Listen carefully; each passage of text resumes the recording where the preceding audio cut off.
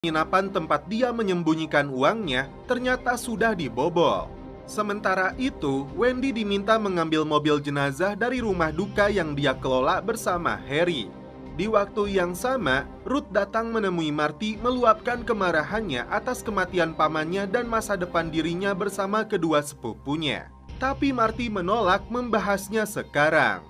Rupanya, Marty dan Wendy akan memindahkan seluruh uang kartel itu menggunakan mobil jenazah. Di pagi harinya, Marty, Jacob, dan Darlene menunggu utusan dari kartel Meksiko untuk membahas rencana pembangunan kasino di atas air.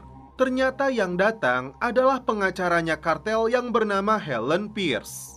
Di sini Marty berpura-pura bertanya di mana Del Rio. Mereka membahas pembangunan kasino dengan keuntungan 80% untuk pihak kartel dan 20% untuk Jacob yang menyediakan lahannya. Helen menyebut 80% itu karena seluruh biaya dan resiko ditanggung oleh kartel. Sedangkan Marty hanya meminta 3% dari keuntungan karena seluruh perencanaan pembangunan ini menjadi tanggung jawabnya. Marty berjanji dalam 6 bulan kasino itu sudah rampung. Sebelum pergi, Helen mengingatkan Marty agar tidak main-main dengan dia atau kliennya yang bisa dengan mudah menghabisi Marty dan keluarganya.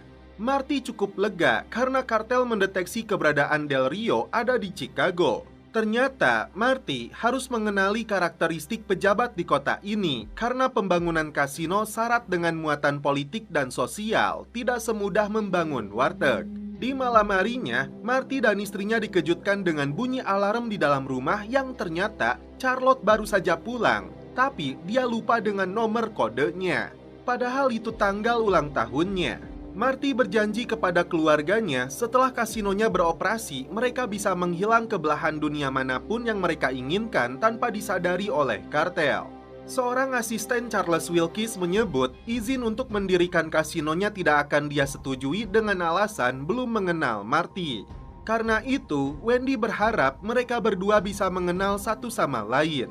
Apakah itu sebuah kode bahwa pejabat ini ingin disuap? Kembali ke Ruth yang menjemput ayahnya setelah bebas dari penjara.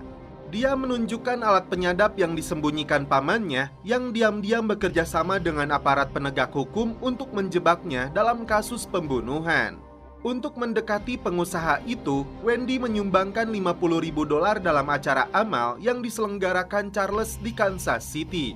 Marty berkenalan dengan ayahnya Ruth yang berterima kasih karena menjaga putrinya. Di sini, Ruth meminta naik gaji jadi $25.000 setahun dan ingin belajar mengelola pembukuan besar yang langsung disetujui